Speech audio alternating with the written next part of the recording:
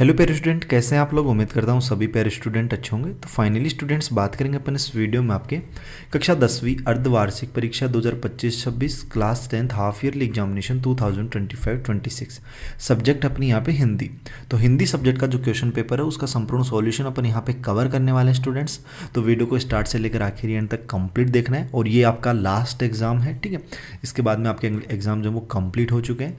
और आप लोगों ने अगर अभी तक यार चैनल को सब्सक्राइब नहीं किया तो चैनल को जरूर सब्सक्राइब करें। बेल का जो नोटिफिकेशन है उस पर आप लोग ऑल पे सेट कर लें, ताकि जैसे नेक्स्ट वीडियोस अपलोड हों आपके अदर सब्जेक्ट्स के, ठीक है, तो उनके नोटिफिकेशन आप तक पहुंच पाए। और आपके जितने भी पेपर्स हो गए हैं उनके अपन जो है अब आपको उनके वीडियो लेक्चर प्राप्त होंगे कंप्लीट सॉल्यूशंस के, ठीक है। मतलब उनमें जितने भी प्रश्न थे उन सभी के आंसर्स, ठीक है। तो आप लोग जो है वो वीडियोज़ भी जरूर देखना। तो देखिए यहाँ पे क्वेश्चनों की बात करते हैं। सबसे पहले स्टूडेंट्स आपका खंड ए आता है। यहाँ पे क्या आता है? खंड ए आता है, जिसमें से प्रश्न क्रमांक पहला है। यहाँ पे पढ़िएगा, प्रश्न क्रमांक पहला क्या बोल रहा है। तो ये बोल रहा है भैया यहाँ पे कि निम्नलिखित अपठित गद्यांश को पढ़कर पूछे गए प्रश्नों के उत्तर लिखिए। और प्रत्येक प्रश्न 1 अंक का है और ये टोटल गद्यांश जो वो 5 अंक का है यहाँ पे, ठीक है।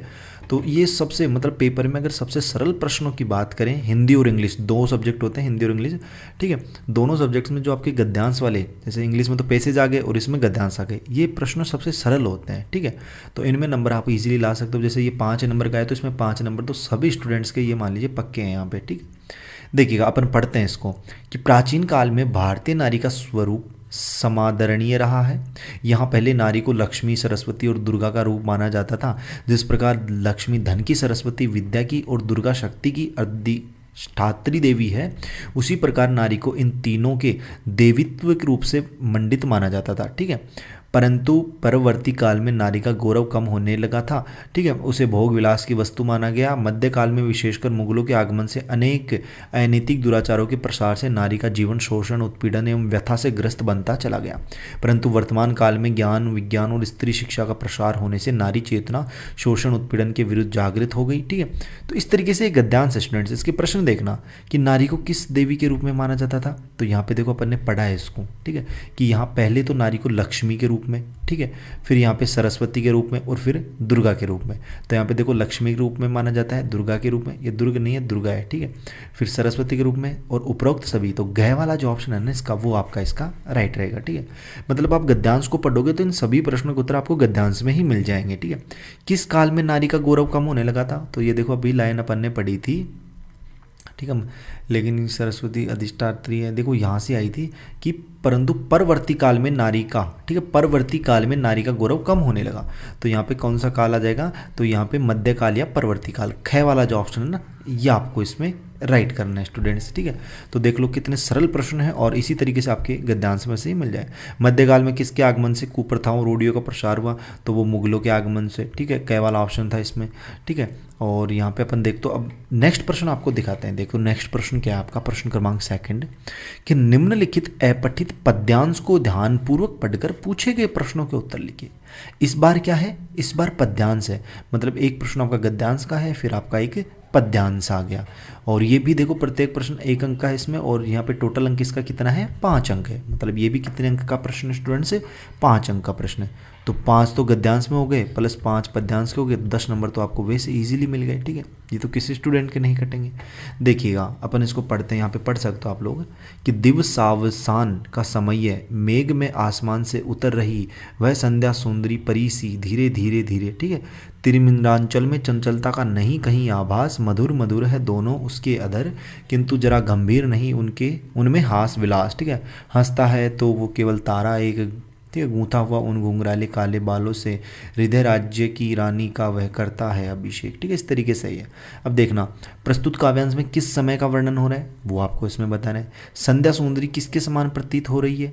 तो यहाँ पे देखो अभी अपन ने पढ़ा था ना कि वह संध्या सुंदरी परीसी, ठीक है, परी के समान, ठीक है। किसके समान? परी के समान। मतलब लाइन में ही आंसर है, जैसे एक क्वेश्चन है तो इसका आंसर इसी लाइन में, मतलब अगर आप कंप्लीट ध्यानपूर्वक पढ़ोगे ना तो आपको आंसर इसके इजीली मिल जाते हैं। हंसता है केवल एक तारा, तो तारा कहाँ हंसता है? तो देखो यहाँ पे आई थी अभी लाइन तारे वाली, कौन सी थी कि हंसता है तो केवल एक तारा, ठीक है। तो ये कहाँ हंसता है स्टूडेंट्स? तो इसके ऑप्शन है यहाँ पे साड़ी पर, बालों पर, हाथों पर या माथे पर, ठीक है। तो इसमें क्या आ जाएगा? तो इसमें जो है आपको यहाँ पे ठीक है। इसमें आपको यहाँ पे कर लेना है स्टूडेंट्स, यहाँ पे गए वाला ऑप्शन कर लेना है, ठीक है।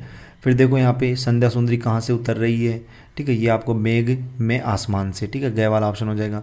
अब देखना तीसरा प्रश्न आता है आपका रिक्त स्थान का प्रश्न है कि अरावली शब्द संज्ञा का उदाहरण है, मतलब अरावली जो शब्द है वो कौन सी संज्ञा का उदाहरण है वो यहाँ पे बताना है। मनोबल शब्द में संधि है, ठीक है, तो मनोबल में आपकी गुण संधि हो जाएगी।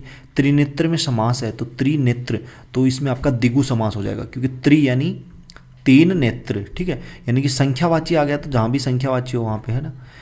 और पेरेंट मैंने आपको देखो पिछले वीडियोस में बताया था, अगर आप लोगों ने अभी तक अपने एप्लीकेशन के ऊपर क्लास 10th वाला बैच परचेस नहीं किया है तो इसे जरूर परचेस कर लेना। इस बार इसकी प्राइस ओनली फॉर हमने 99 रख दी है, ठीक है। 99 में जो है आपको देखो इसमें ऑल सब्जेक्ट्स के तो हैंड रिटन नोट्स मिलेंगे इसमें, ठीक है, जैसे साइंस के हो गए, SST के हो गए, इंग्लिश के हो गए, ठीक है, ऑल सब्जेक्ट के हैंड रिटन नोट्स, ठीक है, जो टॉपर के नोट्स होते हैं ना वो वाले, ठीक है। और साथ में आपको हिंदी के वो क्वेश्चन आंसर्स मिलेंगे जो आपको पेपर में एज इट इज़ देखने को मिलने वाले। इसमें ऑल सब्जेक्ट्स के हमने जो क्वेश्चन अपलोड किए थे सभी परीक्षाओं में आए हैं, ठीक, ऑल सब्जेक्ट्स में आए हैं। अब आपका हिंदी का बाकी है तो आप लोग 99 में इसको परचेस कर सकते हैं स्टूडेंट्स, बाकी आपके ऊपर डिपेंड है। और ये जो है ना प्ले स्टोर पे जाना, प्ले स्टोर पे जाके Y2 पॉइंट अपना एप्लीकेशन है, मैंने हर वीडियोस में आपको बताया, अगर आप लोगों ने पहले वाले वीडियोस देखे तो आपको पता है कि Y2 पॉइंट प्ले स्टोर पे एप्लीकेशन है, इसे इंस्टॉल करना है। फिर इसमें जो है आप लोगों को यहाँ पे ऊपर दिख जाएगा या तो क्लास 10th वाला है, फिर ऑल कोर्सेस वाले पे क्लिक करके और इसे क्लास 10th वाला दिख जाएगा, ठीक है, तो उस पर बाय नाउ लिखा हुआ आएगा, ठीक है, तो ऐसे बाय नाउ उस पर आपको क्लिक करना है 2 से 3 बार, फिर पेमेंट वाले ऑप्शन आ जाते हैं, ठीक है, तो यहाँ से पे वगैरह करके आप लोग इसको परचेस कर सकते हो। बाकी देखो नेक्स्ट क्वेश्चन आपको मैं बताता हूँ, ये देखना स्टूडेंट्स आपके बुक वाले प्रश्न देखना कि भोलानाथ के पिताजी, ठीक है, भोला 1-1 अंक वाले प्रश्न है और इनकी शब्द सीमा लगभग 20 है, ठीक है, कि भोलानाथ के पिताजी किस पुस्तक का पाठ करते थे। यह दंतुरिन मुस्कान कविता में कवि ने किसकी मुस्कान का मनोहारी वर्णन किया है। नौसिखिया शब्द का क्या अर्थ होता है। चश्मे वाले को पान वाला क्या समझता था। बाल गोविंद भगत के बेटे को मुखाग्नि किसने दी। अमीक छीन किस वादन में निपुण थे, ठीक है, तो ये प्रश्न आपको जो है याद कर लेने हैं, ठीक है। और देखो यहाँ पे 5वां प्रश्न है आपका, इस बार भी एक गद्यांश आ गया है, ठीक है, तो ये गद्यांश पे आपको पढ़ लेना। गद्यांश वाले प्रश्न इस बार देखो ऑब्जेक्टिव नहीं है इसमें, जैसे हालदार साहब ने अचानक जीप क्यों रुकवाई, ठीक है, तो ये आपका बुक वाला है, ठीक है, तो यहाँ पे देखो अगर आप लोग इसको पढ़ोगे, ठीक है, ड्राइवर ने ज़ोर से ब्रेक मारा, मतलब हालदार साहब ने कुछ ऐसा देखा जिससे उन्होंने गाड़ी रुकवाई। और बाकी यहाँ पे देखो आगे एक और पैसेज है, ठीक है, ये इसी के लाइन है, ठीक है। बाकी 6वां प्रश्न आप लोग देख सकते हो इसमें, ठीक है, तो इस तरीके से प्रश्न है पेयर स्टूडेंट। और ये देखो आपके बुक वाले प्रश्न आगे फिर से, तो इनको तो आपको बिल्कुल भी स्किप नहीं करना, 2-2 अंक वाले ये प्रश्न है, ठीक है, जिसमें देखो संगतकार कविता का संदेश स्पष्ट कीजिए। परशुराम ने राम की विजयपूर्ण बातों का क्या उत्तर दिया और क्यों। बिस्मिल्लाह खान संगीत के सच्चे नायक हैं कैसे। लेखक ने क्या सोचकर 2nd क्लास का टिकट लिया था। गंतोक को मेहनतकश बादशाहों का शहर क्यों कहा गया है। भोलानाथ भयभीत होकर बाघ से क्यों भागा। उपसर्ग एवं प्रत्यय में उदाहरण सही तंत्र स्पष्ट कीजिए। जो परिश्रम करेगा उसे सफलता मिलेगी, यह वाक्य किस सवर्नाम का उदाहरण है, उसकी परिभाषा लिखिए। और हरा ही हरा सूजना मुहावरे का अर्थ बताते हुए वाक्य में प्रयोग कीजिए। सूर्यकांत त्रिपाठी निराला के व्यक्तित्व एवं कृतित्व को संक्षेप में लिखिए, या फिर इसका अथवा में कि जयशंकर प्रसाद के व्यक्तित्व एवं कृतित्व को संक्षेप में लिखिए। तो एक का तो आएगा मतलब आपका व्यक्तित्व वाला क्वेश्चन, ठीक है। और यहाँ पे ये 17वां प्रश्न भी देख सकते हो, मनु भंडारी वाला या फिर यशपाल, तो इनमें से आपको किन्हीं दो को जो है याद कर लेना है कंठस्थ एकदम अच्छे तरीके से, ठीक है। बाकी स्टूडेंट्स आगे के जितने प्रश्न है वो नेक्स्ट वीडियो में कवर करवाऊंगा, और आप लोग कमेंट कर देना अगर इनके सॉल्यूशन आप लोग कवर कर सकते हो खुद से तो अच्छी बात, अगर नहीं हो रहे हैं तो मेरे को आप लोग कमेंट में बता देना, ठीक है, वीडियो के कमेंट में बता देना, इनका सोल्यूशन जल्दी अपन नेक्स्ट वीडियोज़ में अपलोड कर देंगे। बाकी अगर बैच में आप लोगों ने एप्लीकेशन में बैच को परचेज नहीं किया तो उसे जरूर परचेज कर लेना, 100% उसमें से क्वेश्चन मिलेंगे, ठीक है। और जो जितने भी अपन वीडियोज़ में क्वेश्चन देखते हैं ये very very very most time पे क्वेश्चंस होते हैं, ठीक है, तो यहाँ से भी क्वेश्चन जरूर मिलते हैं आपको। बाकी चैनल को सब्सक्राइब नहीं किया तो यार चैनल को जरूर सब्सक्राइब कर देना। बेल का जो नोटिफिकेशन है उस पर आप लोग ऑल पे सेट कर लेना, ताकि जैसे ही नेक्स्ट वीडियोस अपलोड हो तो उसका नोटिफिकेशन आप तक पहुँच पाए। बाकी अपन मिलते हैं जल्दी नेक्स्ट वीडियोज में इसी होशम जोश के साथ, तब तक सभी पैर स्टूडेंटों को बाय, धन्यवाद, टेक केयर।